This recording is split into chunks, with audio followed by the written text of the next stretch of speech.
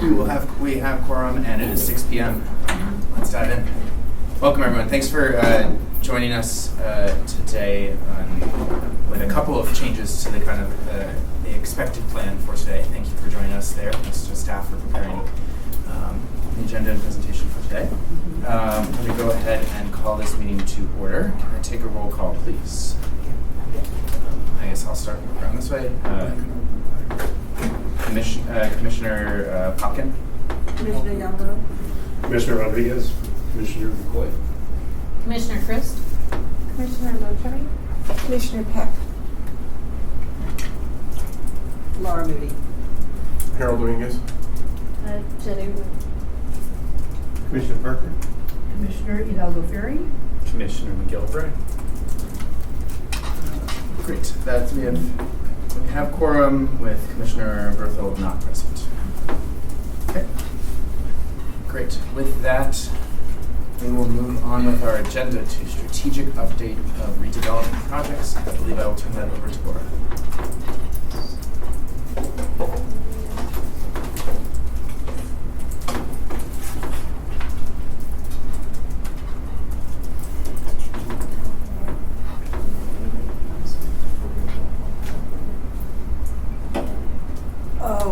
Yes. Well, I can do it while you're doing it. Sure. So there was originally projected to be an item for you all to vote on in today's meeting. Friday afternoon, the outside party wanted to adjust some legal language, and so we had to pull that at the last meeting. So that's why the action item's not on this agenda. Okay. It's their side that wanted to adjust it. Okay, so, yes, welcome. Do we expect there to be something scheduled in the next few weeks as to accommodate Probably, changes?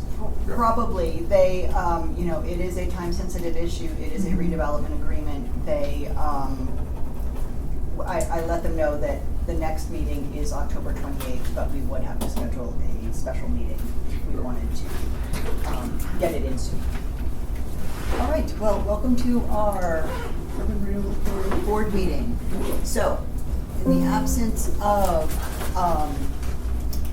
the voting item, what we're going to do is just this strategic update of redevelopment projects, and then we're going to go into executive session after that.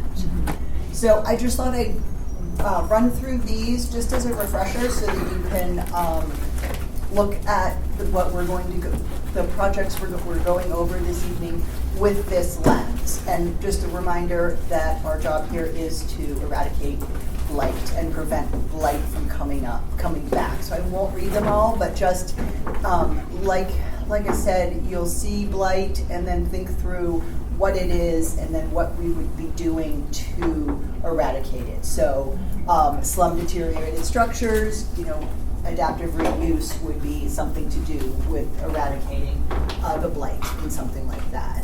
And then just a reminder about what we can do as the LURA board. Excuse me. So we can implement the city's urban renewal plans. We can invest tax increment proceeds, fund activities, enter into public-private partnerships, acquire property, own and operate public facilities. So again, really looking at what projects we have going on and what we can be doing. I'm not going to read each of these, but with each development project we will be discussing this evening, you'll see a checklist of what has been done so far and where we are in the process. So again, these are just the steps, the state statute-driven steps that get us through how to create a new plan area or a major modification.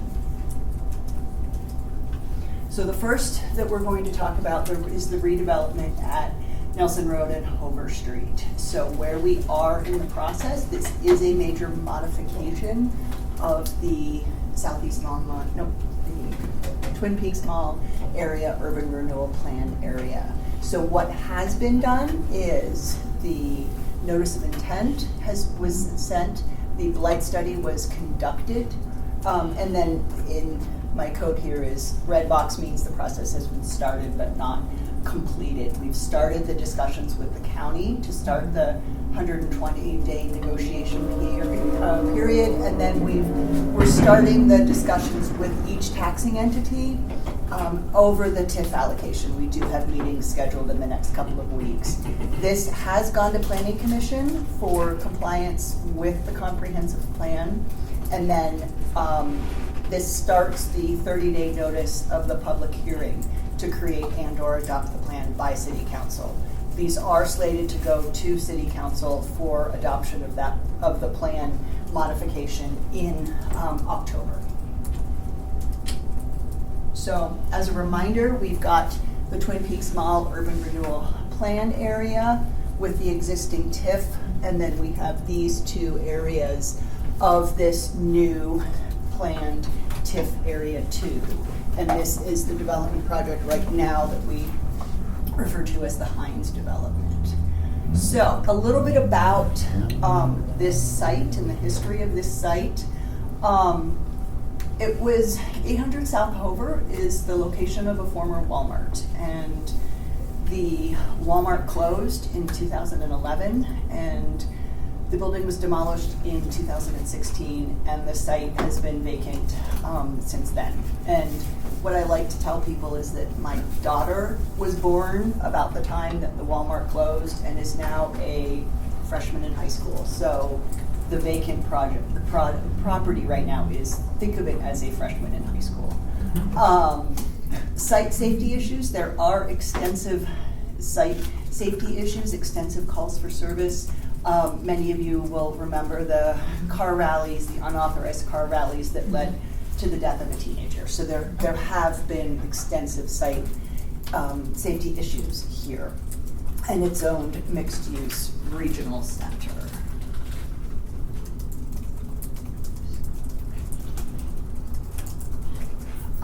So what makes this challenging for redevelopment? And there are really several significant issues, and why this really contributes to why it has been vacant for so long.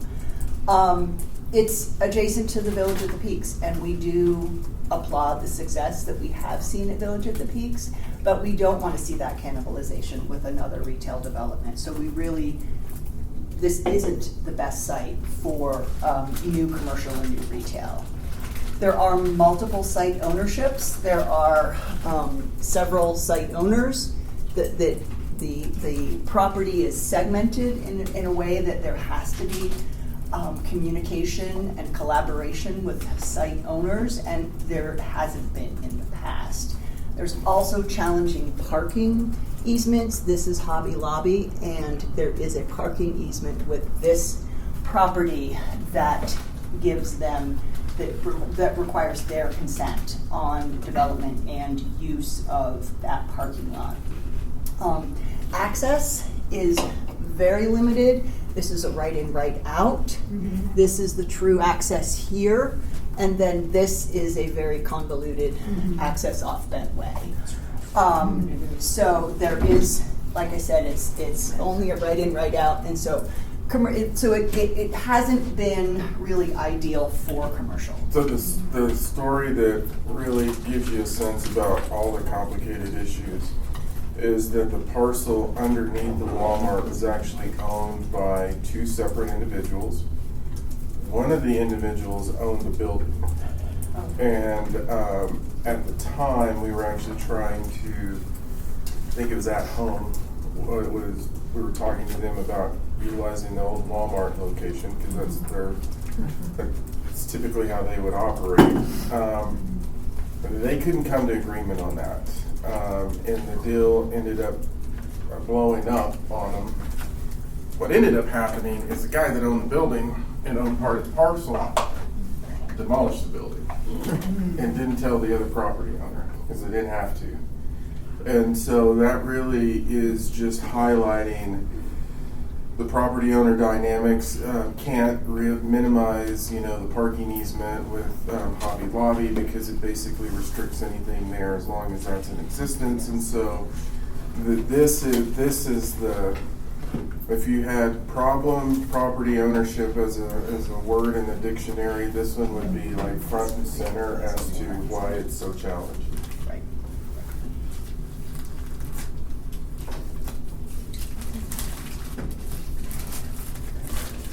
So what is being planned? There is a potential two-phase redevelopment planned here. The first phase one is a 265-unit building. It's a wrap product around an internal garage. And we are in discussions about doing a second phase, 230-unit building. And again, it goes to the site challenges because it would have to be in coordination with how Hobby Lobby proceeds with the site as well. And so the community benefit here that we're really seeing is these elimination of public safety issues on the Walmart that I mentioned. So how does this fit in with Envision Longmont?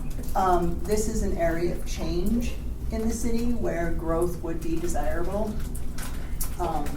Land is a balanced mix of residential, employment, retail, commercial, and recreational that allows residents to live, work, play within the city. And basically redevelopment would provide residents and businesses the services needed to live and work in Longmont. This property also is located along the future bus rapid transit service. There is a stop right at Nelson Road and Hover Street. So it really is ideal for transit-oriented development for residents who really do want to take advantage of that public transit. So digging into how all of the benefits to this development. So the first slide is about revenue benefits to the city of Longmont. And with the redevelopment, the city will see 1.7 in use tax and 6.1 million in development fees. And due to code, meeting the code, some of those can be deferred. 2.5 million can be deferred, and 3.6 will be paid at, that is deferred to CO. The first need to be paid at issuance of the building permit. Can I ask a question?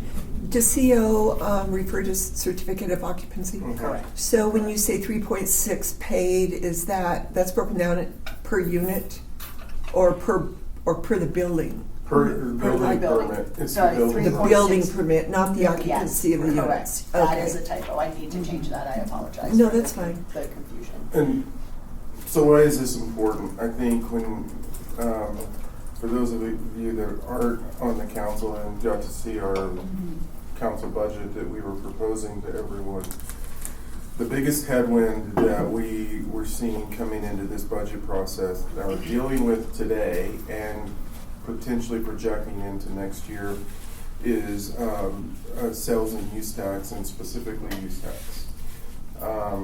We've got a new report coming that I think will be better news for us, but prior to that, on use tax, we were about 20% off of budgeted projections on use tax, and that is a direct result of what's happening in the broader market. What does that 20% translate to in terms of dollars, to the extent that it's ballpark? We were projecting if it continued this way toward the end of the year, it'd be about a $2 million gap, and we would have to use the stabilization reserve to fill that if we continued at the same pace.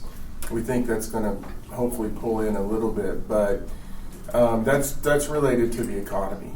And so there's a few things happening in the economy right now. One, probably it's in the conversation, but it's probably less of the conversation is tariffs. In talking to different groups, they'll mention it, but they basically will say, if we know the number, we can figure out a model. Mm-hmm. What they're really saying is it's the uncertainty in what the tariffs are going to be that's driving them crazy. So a lot of these groups have just basically shuttered projects where they're not moving forward. We were in the LEDP meeting 2 weeks ago, and there are large-scale companies that had extremely large projects that have completely shut them down. And one company, we don't know who it is, but they basically said they're leaving Colorado as a whole and moving to work in, I think, Texas and Arizona. So we're definitely seeing that impact our ongoing revenues. And so this is a tailwind for both this year and next year in terms of that revenue stream. When we think about the numbers that we're pulling in, we also have to think about the fact that 3% of that also goes into our health and human service funding. And so when we look at what our health and human service agencies are dealing with and more requests, not enough money, this actually bolsters that funding source as part of our overall budget as well. And then you heard the challenges that we're having within our public safety fund, which the sales and use tax is split based on those proportions to open space, transportation, public safety, and public improvement. So you're kind of seeing a bit of a pressure relief valve coming into the system with this project. Just to give context, how much funding do we have in our reserves? We have in that reserve, we have 4 million. If we had to use 2, it'd take it in half, but that's our stabilization reserve. We also have an emergency reserve, and we also have a TABOR reserve, of which we can't use, because if you use your TABOR reserve, you have to put it back within the year. So I think we're at $20 million in reserves. That's just for the general fund. Okay, so just to explain where these numbers are coming from, the sales tax revenue is generated by the people who are living in would be living in this redevelopment. And so if you look at the numbers of the people who would be living here, if you do the calculations of what is disposable, what would be taxable, and then what they would be spending in the city of Longmont, that's that total, that 3.25 total, and that's per year of 130,000. And then, like Harold said, that public safety amount is 1.4 million of the 3.25 that is targeted just to the public safety, and that's an additional 56,000 per year that would be generated just in sales tax alone. And then these property tax increases, just to give you just perspective on the property tax revenue currently on the vacant land is nearly $7,000, and you're really looking at numbers increasing annually of 150,000 with the redevelopment.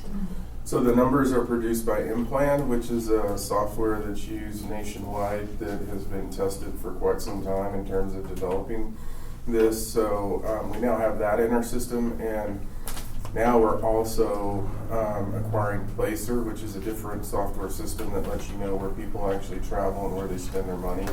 And so we're going to be testing this out in terms of analyzing out a Placer to then double check the numbers and what's seen. And it's going to give us we're going to be getting more fine-tuned on our numbers as we continue moving forward.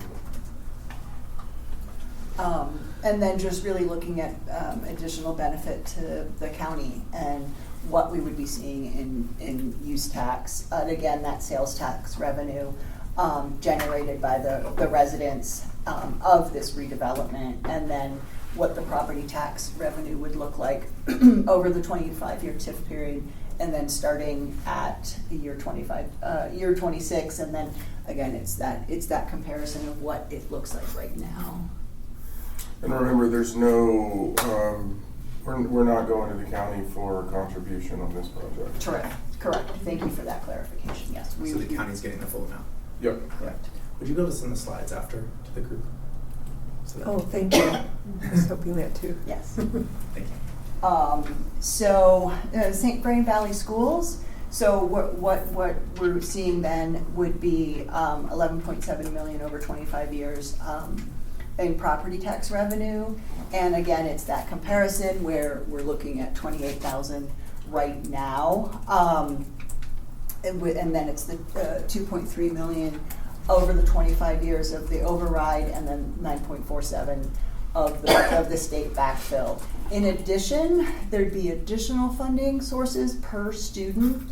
So the estimate of 66 children living in this redevelopment at $11,852 would come to an additional $792,000 annually per student state funding.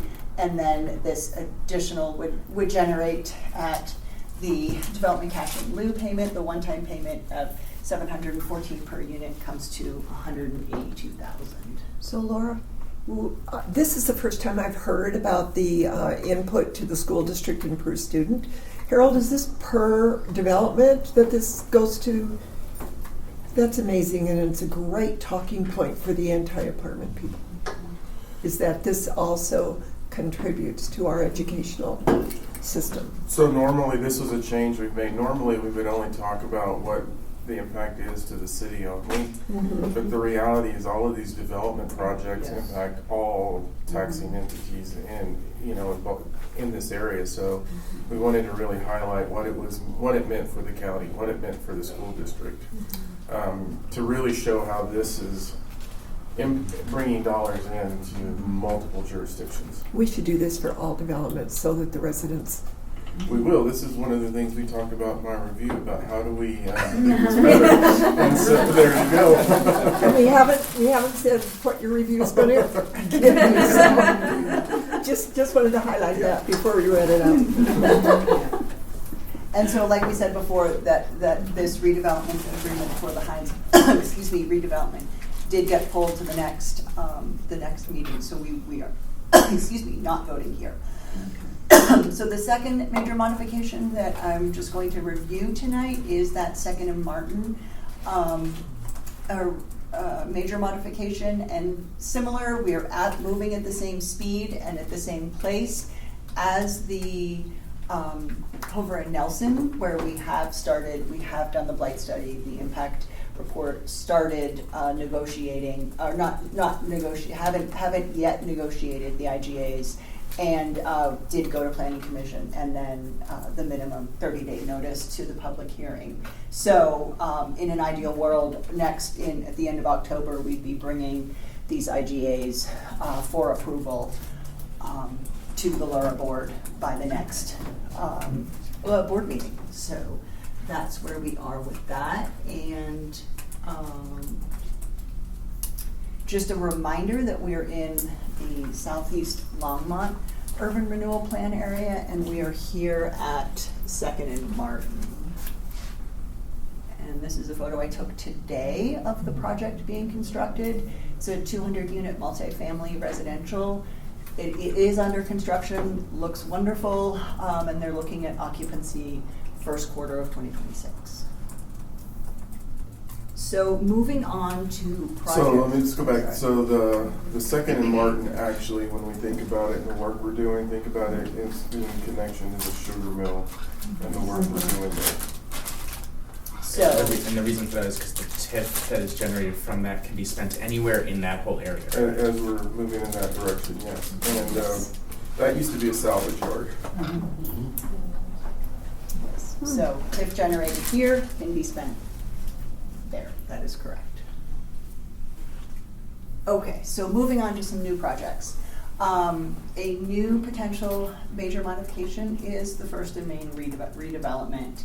And just high-level overview, this is going to be a multimodal transit hub with integrated mixed-use development. We're working with a developer, a partnership to construct a bus facility. We're also partnering with RTD, and the bus facility includes 15 bus bays and parking for RTD, in addition to additional parking for the city and public use, and then this residential and commercial wrap product that then goes around the garage. So what the deadline that we are up against is that we have promised RTD that we would have an operational facility by the end of 2027. So we are trying to get this constructed by then. Laura, before you move on, the image there, that we haven't gotten to formal design stage. No, right? we So just- this is like a very rough Yes. image that is not representative of anything officially planned, correct? We're- Go ahead.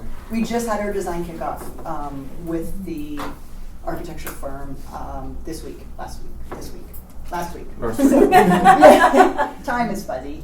Yeah, last week. So we just had the initial kickoff meeting. So yes, so this is just something to think about. We do have to bring a development, we're going to have to approach this with a phased development agreement. Correct. So we'll be coming to the city council in October on Correct. a phase 1 development agreement with the private property owner, and then we'll continue moving forward. But we have some hard deadlines with RTD, and it's going to be a full-scale effort to meet this timeline. Commissioner McQuaid, did you want to jump in? No, I'm just trying to, it's oriented in a way that is confusing. Yes, it is. I agree.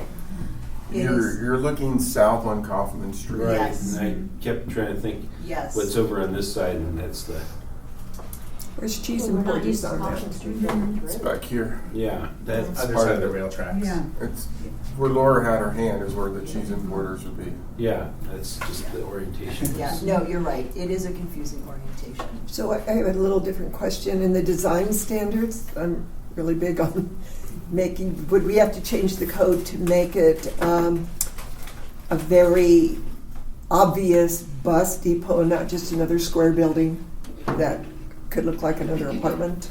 I mean, I would love to see something that really stood out as Kind of Longmont. like Union Station type of Yes, thing. absolutely. Yeah, I think it's going to be another wrap project where there'll be residential wrapping parts of it. That's where the design comes in, because when you get into the requirements is airflow. How do you look at it? How do you maximize natural airflow so you don't have to have mechanical airflow, which then adds to cost. And so we already know that urban renewal is going to be important for this project, just because the amount RTD has given us isn't probably going to be enough to cover the cost. So yes, all of those things will be in play, but I don't know that we need to change any codes.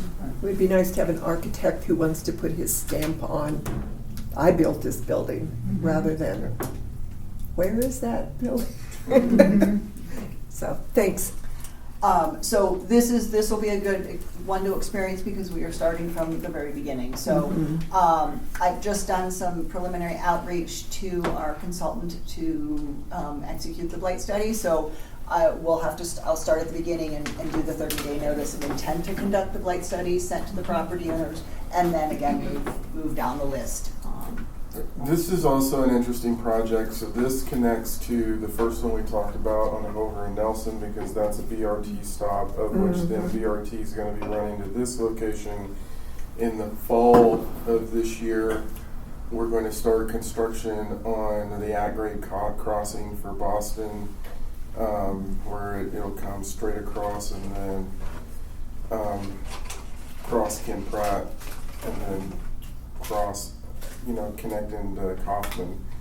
So that project's is coming first. So these pieces have to start coming in. Sorry, it's crossing Ken Pratt or South Pratt?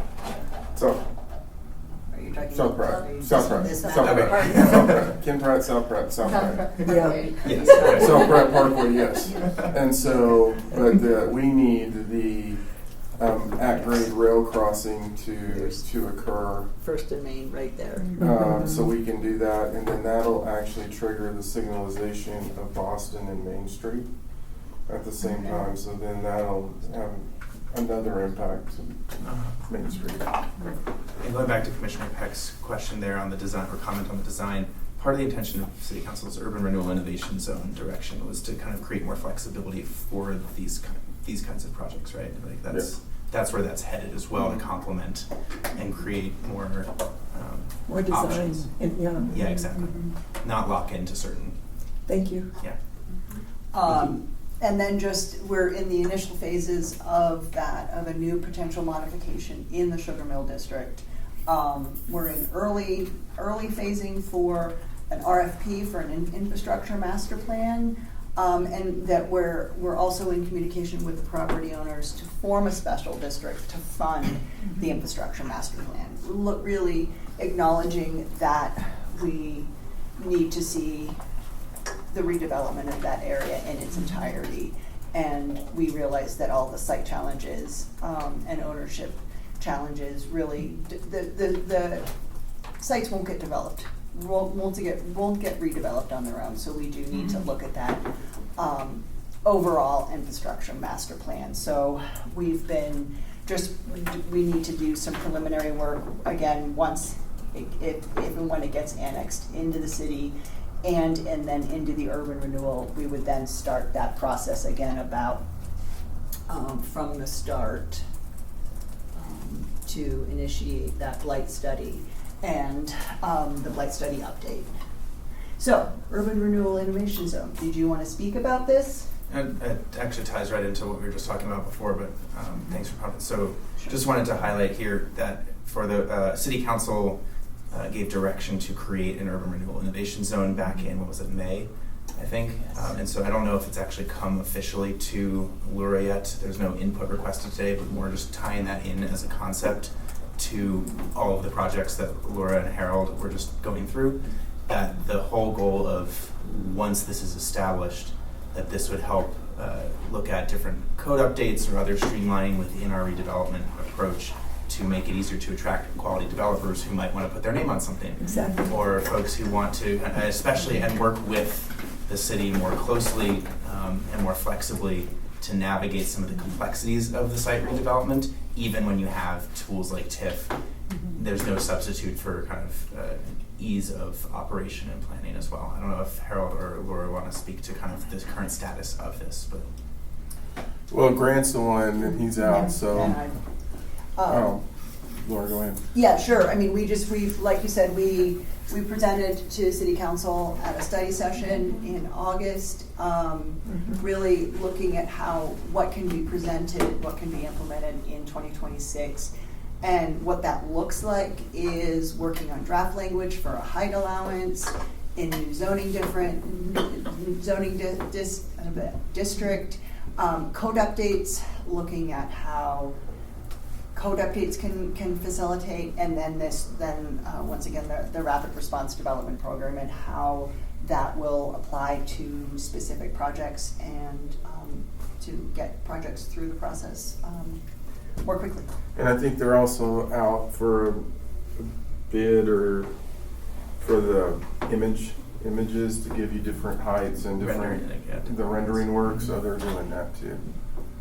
So that is all I have today on updates. So we can ask questions and. Yeah, would you mind going back to the first and main slide that Sure. had like conduct blight study? This. Yeah, this is the one that has the hard deadline of like end of 2017. 20. Yeah. So, Harold, what if we don't hit that deadline? Like, what's the repercussions with that? Some really interesting conversations with RTD. And so, Seems like a lot. I think we can hit it actually. If we stay on track, I think it's doable. That doesn't mean that the entire development is built by 2020 at the end of 2027, but it means that the parking garage is built by the end of 2027. That's the marker, is the parking garage and the bus stall. To that point also, I know that you said 15 bays for buses, etc., but how many parking spots total in the whole garage? It's over 100? That's the $1 million question at this point. So, But you have to have so many for, 200 for RTD. okay. And then depending on what is being built, there will be an additional amount for city use and then for the development. So, Okay. It could theoretically be 600 spaces. How tall would that be? That's what they're working through right now. Okay. So at least, I would say probably 4 or 5. Okay. But the buildings there, they actually, under our planning code, they get one for transit-oriented development, they get another floor for, I think 6 or 7 floors. under our existing code is realistic for this project, based on the bonuses that they get. I guess I'm confused. Are we talking about a separate building than the garage, or is It's it? all one, so think of it as Oh. all one, but the way you would structure the construction is you would build a garage first, and then you would start building around it. That's the garage in there, and then this is the residential wrap Okay. around that bus facility. With a main floor that would be kind of associated with the entire bus Correct. rail. Correct. Yeah, bus and rail, and that's the other thing we need to think about is, if you look at the plan that's FRPR, the state's working on, and RTD, that's, the goal is to get everything voted on by January, and then a target date of operationalizing rail in 2029? Yes, January 2029. But built by 2028. Yeah, At the end, December 2028 would be the final yeah, opening 2029. January 29. And then that'll impact First Avenue, because part of that you can see down here where you see the rail infrastructure, that's actually where we'll have to close first for the sidings on that rail, because you'll have one which is the inner city rail line, and then one which would be the commuter rail line. And so they'll have to, their sidings will be different. So your design, where the circle is there, the new bus and hub parking, that's not necessarily your entrance to, if from a pedestrian point of view, to the mayor's point of talking about it, really the side that we're not seeing as First and Main, that's really the point where it's that you're looking at, I think, Mayor, in regards to it having a some sort of unique look to it. Correct. On that corner. Right. Correct. Because that circle gives a little bit of another wonkiness to it that is not. So there would be walking, because there won't be really any parking for the rail. The parking for rail would also be in the RTD garage. Right. So you would walk to the, Mm-hmm. Yeah, so if you came from the street level, you'd want something like you're talking about that has this unique front entrance sort of.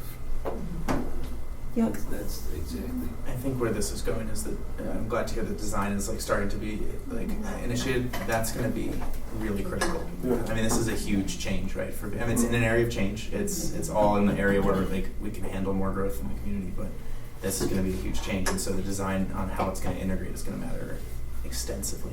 And it's an advertisement of Longmont as well. Yeah. The design is. Yeah, and so part of it is, I need a place for next light, because where we stand right now with competition, so we would look at bringing next light into some of that ground floor commercial. Absolutely. Oh, how great Because is that? ground floor commercial is hard to fill right now anyway, so we were talking bringing next light there, but then Valerie and I have been exploring, well, if we do that, could you put like an esports facility adjacent to Nextlight that provides a different public amenity, which then starts making the ground floor retail actually really start moving. And demonstrates how fast our stuff is. Correct. There. Those gamers will be That's flying. beautiful.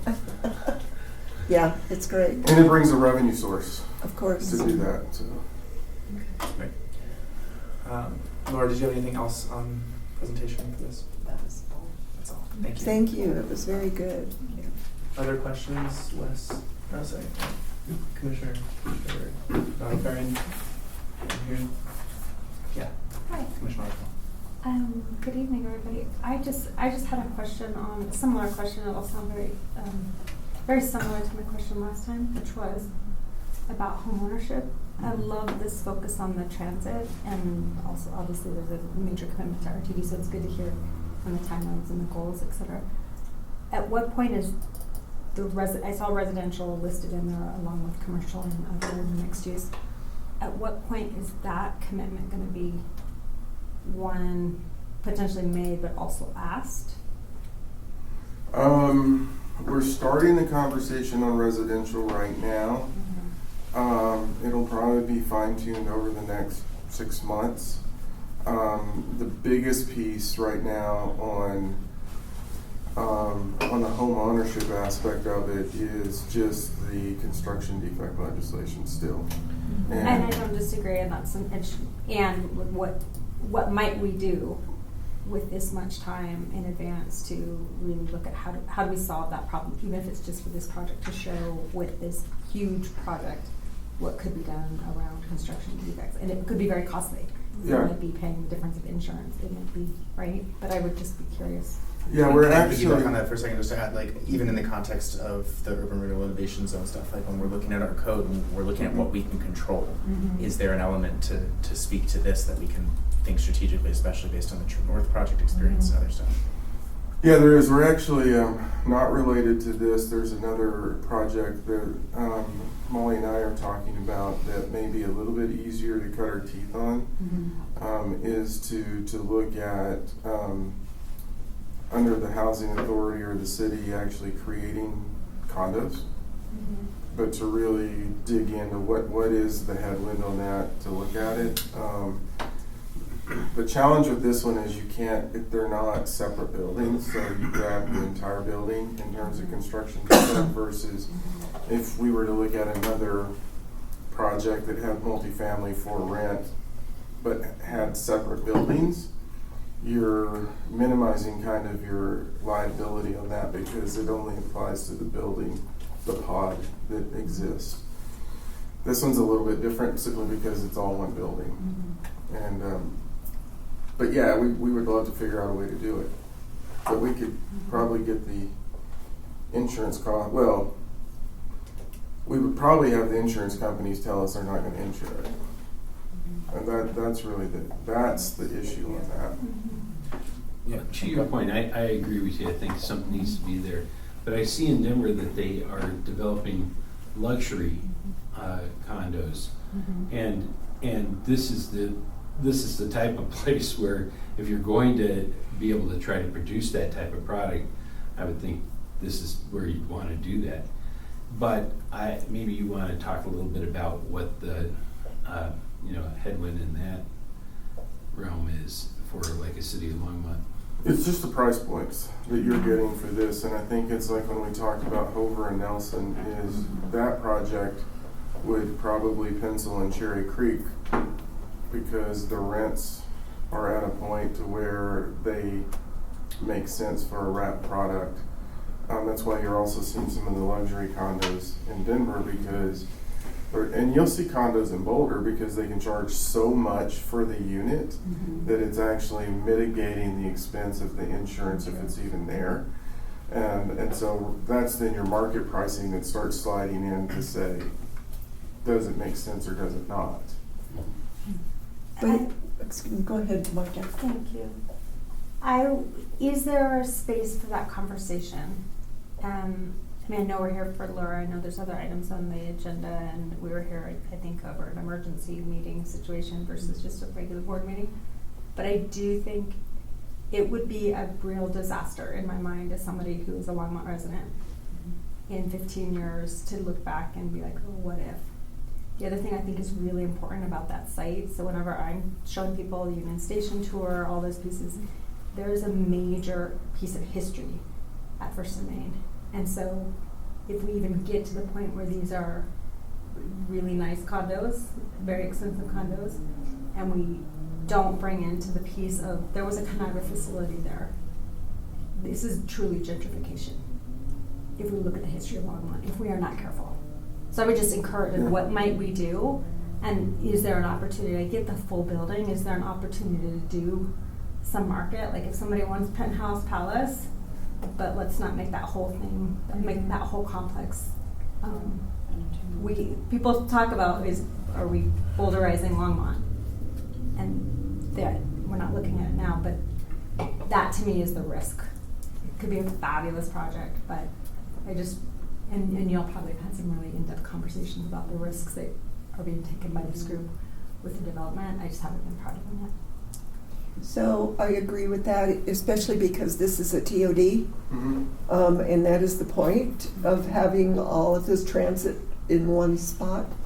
And with TOD, you have tax breaks, possibly. Who knows what's going to happen in the future? But, which makes it more pencil out for the developer.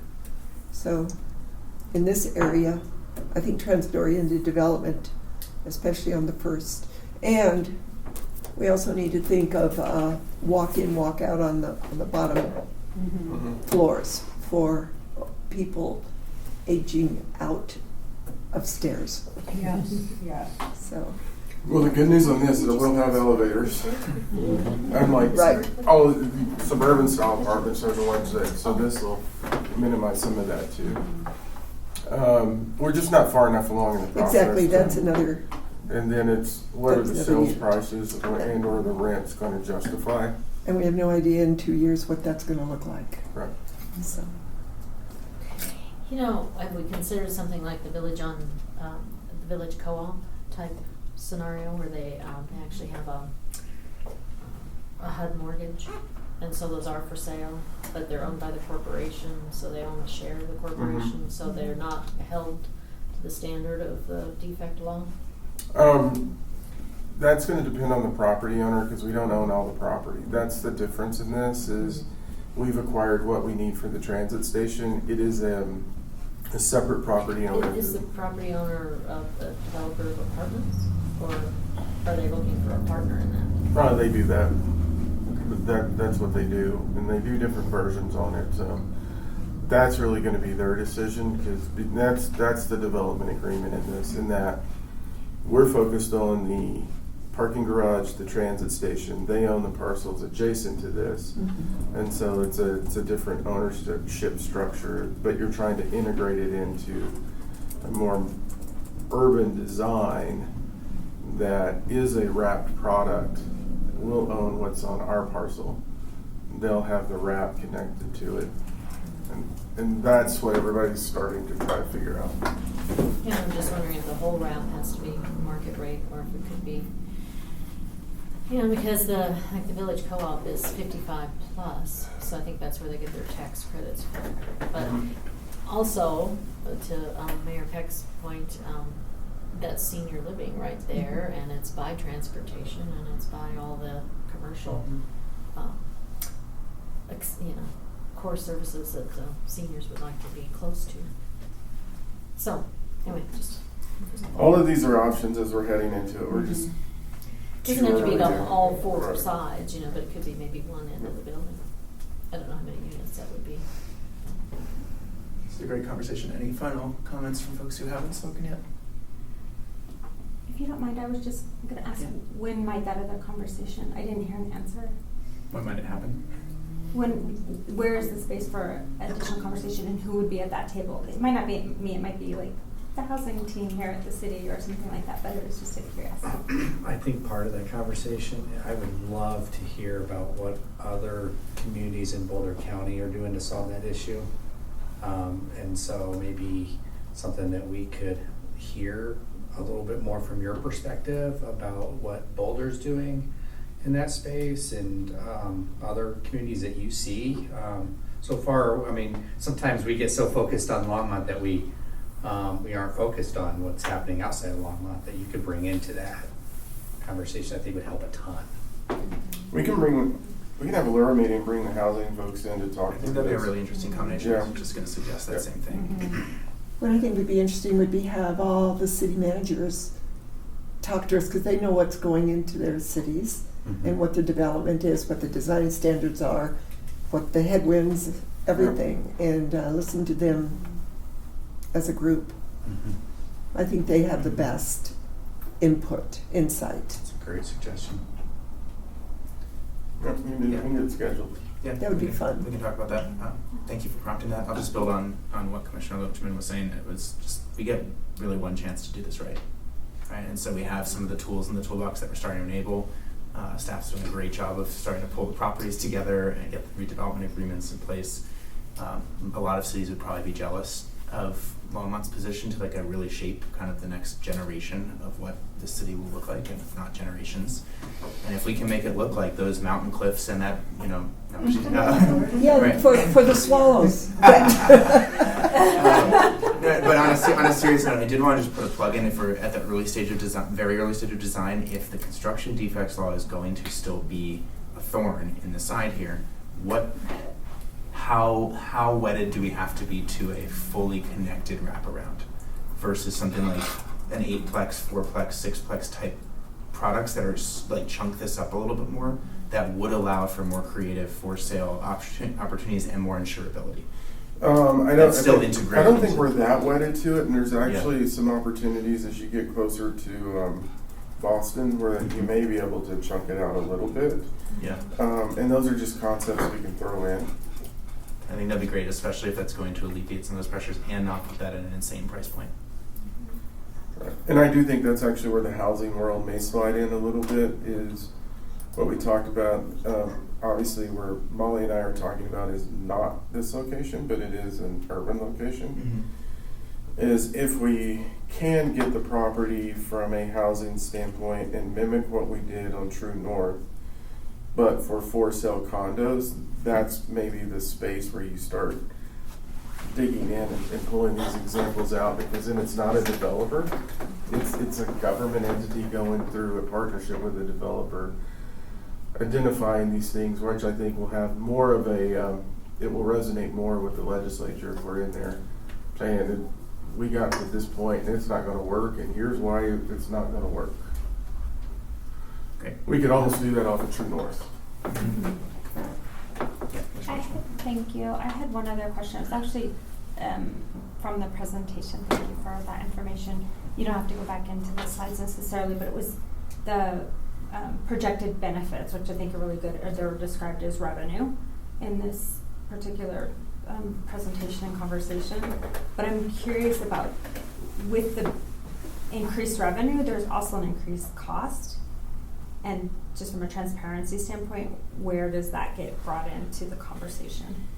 Meaning, if there was a revenue, here's public safety revenue, but there would be an increased public safety cost when you have 600 parked vehicles. Over. I mean, so there's a revenue, and I heard you, Mayor, say like that would be a really great thing to show all the benefits of development. And the other side is, I think, what we hear from a lot of people in any project. So is there an opportunity to just take that and just put it out there all together, just a curiosity? Yeah, it's kind of hard. So when you look at Hover and Nelson, and you think about and you think on that project or this one, what are the increased costs? Well, from a transportation infrastructure standpoint, the roads are built to accommodate that traffic more than that over time. So it's not necessarily adding costs there. And then our code actually requires them to mitigate what traffic challenges they're going to bring, so they have to pay for things like that. From public safety, you would argue that there will be more calls. That's a hard one to get at, because when we look at call volumes, it varies in terms of to say it's going to generate this, because not all areas are equal in how they generate calls for service and things like that. So, there will be an incremental cost in it. When I'm thinking of the utilities, that actually becomes more of a revenue generator that actually outpaces the cost, because what you're getting in terms of base rates for water, wastewater, electricity, because of the density on site, you're actually that becomes actually revenue positive, because you don't have the same linear feet of lines and all of that serving that area. So we can probably get at that, but I think if you see it in one area, you'll probably see it in public safety. We also, from our park standpoint, that's why we have the impact fees that are coming in place to handle the increased requirements associated with that. Now, that eventually shows itself as a operational cost as you're building new facilities, but that's within our park plan anyway. So, but yeah, we can try to get at that. I think probably your first one would be public safety, and even when you think of fire, when you think of the building code designs in terms of how that's changed, it's probably less about that and more about medical than it is the fire response. But, thank you. Those are all my questions. Thank you. They were great questions. Any final questions or comments before we move on to the next item on the agenda for the executive session? Seeing none, I'd look for a motion to, well, let's see, hold on. You have to adjourn. Well, the Longmont Urban Renewal Authority Executive Director has requested an executive session to discuss. You have to adjourn out of this and then go in. Second. I guess so. We don't really adjourn in the previous, we just move into this and then we adjourn from the front row. But don't they need to vote? Because this before they is a adjourn? sub, Yeah, 'cause my understanding is this is a sub within the meeting. I want her to adjourn though. well, I think that you have to vote. Harold, you're Yeah. playing the lawyer today. Yeah, I know. I'm looking at, I'm following the city attorney's script Typically- here. Typically, on the council side, we Yeah, they adjourn adjourn. out of the regular meeting, and then we vote to go Okay, into that's executive what he said. session. That's what I- Well, then I would look favorably upon a motion to adjourn so that we can move into an I already executive. did. Thank you. I have a motion from Commissioner Hidalgo-Ferry and a second from Commissioner McCoy. Any opposed? Hearing none, so moved. The Longmont Urban Renewal Authority Executive Director has also requested an executive session to discuss a potential redevelopment of blighted property in Longmont and to determine negotiating positions and strategies regarding the same topic. The following provisions of the Colorado Open Meetings Act authorizes an executive session to discuss this matter, including determining positions relative to matters that may be subject to negotiations, developing strategy for negotiations, and instructing negotiators. The chair I will now entertain a motion to convene an executive session to discuss this matter for the stated purpose. Do I have a motion? So moved. Moved by Commissioner McCoy. Do I have a second? Second. Second from Commissioner Peck. Thank you. All those in favor? Aye. All those opposed? Hearing none, so moved. Yeah, The motion is passed. Yeah. We will now recess and reconvene immediately into an executive